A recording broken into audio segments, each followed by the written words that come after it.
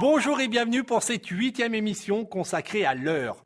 Tout d'abord, nous irons prendre du bon temps à la Capucine à Giverny, un concept de commerce culturel, gastronomique et botanique. Vous savez peut-être que la capucine est une plante ornementale et aussi comestible en marinade ou en salade. Vous savez peut-être moins que la Capucine est également un lieu à visiter absolument à Giverny. La Capucine, imaginée par le paysagiste Thierry Huot, c'est à la fois un jardin paysager, un café botanique et une boutique des arts. Innovante, la Capucine se décline en 4 saisons. Un lieu de dégustation de plantes à boire et d'encas préparés avec les produits du jardin. Un concept pique-nique avec des déjeuners sur l'herbe, mais revisité.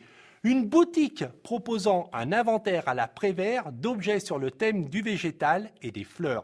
Et enfin, une pépinière de collection proposant une sélection pointue de plantes, d'outils et de produits bio.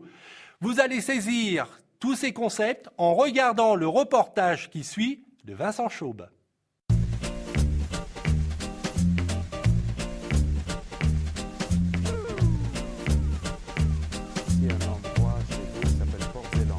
Là, j'ai fait rentrer les dernières variétés de la tour Marliac, qui est le même qui a fourni Monet en 1895. Ah ouais.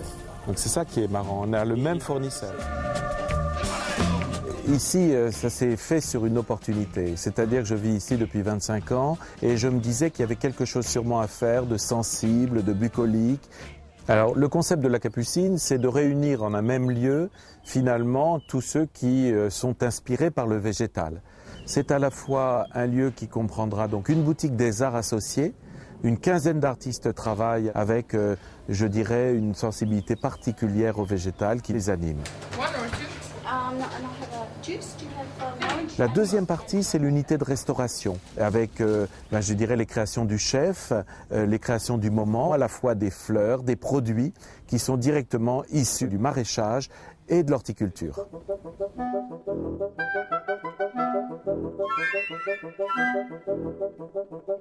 Il y a aussi, pour relayer ce travail sur la restauration, ce qu'on appelle le déjeuner sur l'herbe. Inspiré bien sûr des tableaux de Manet et de Monet, c'est un panier pique-nique avec une bouteille de cidre, une baguette, une terrine, des tomates, un œuf, un fromage, etc. Et puis la dernière entité, c'est l'entité botanique, les collections végétales. C'est les plus grands horticulteurs français qui sont rassemblés et qui m'accompagnent depuis plus de 20 ans. Donc ici, nous avons les bambous que Monet affectionnait particulièrement, les érables du Japon, les érables rouges. Ici, une fleur de Nymphéa est très proche de la fleur du Magnolia. Ce sont les premières fleurs qui sont apparues sur notre planète et qui ont véritablement révolutionné, je dirais, l'apparition des plantes sur la Terre. Ici, on a vu en passant ce lieu et j'avais repéré, je trouvais sympathique tout ce qu'il y avait à base d'osier, de bois. J'aime beaucoup la cabane en bambou et je trouve que l'association des bambous et des érables pourpres, c'est pas mal.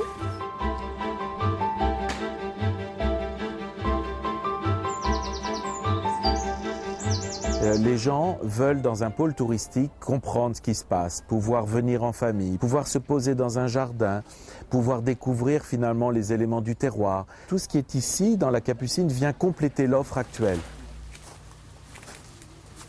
Le cadre est très sympa, c'est à la fois un jardin, ça fait boutique, ça fait un peu paillote sur le devant du restaurant, il y a une véranda, c'est plein de couleurs, c'est très joli, donc on s'est dit le cadre est sympa.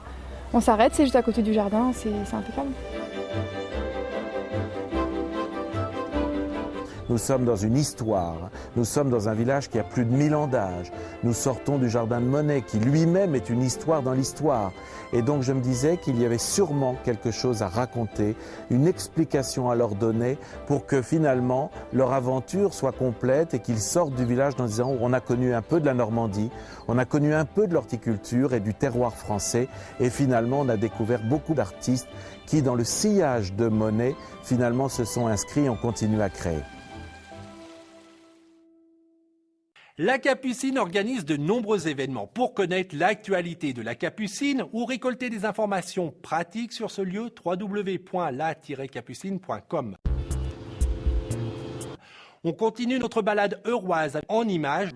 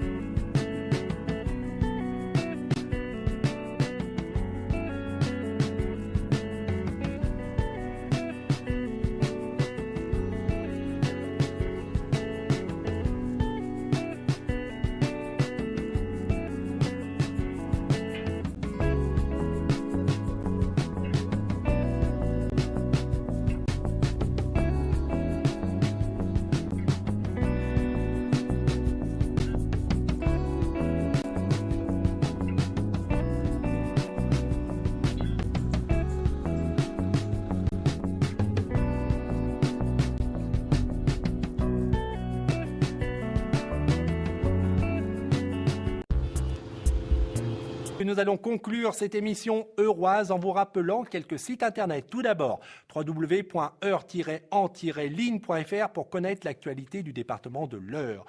Ensuite, www.eure-tourisme.fr pour préparer votre séjour touristique dans l'Eure. Sur ce site, vous trouverez de superbes randonnées à faire.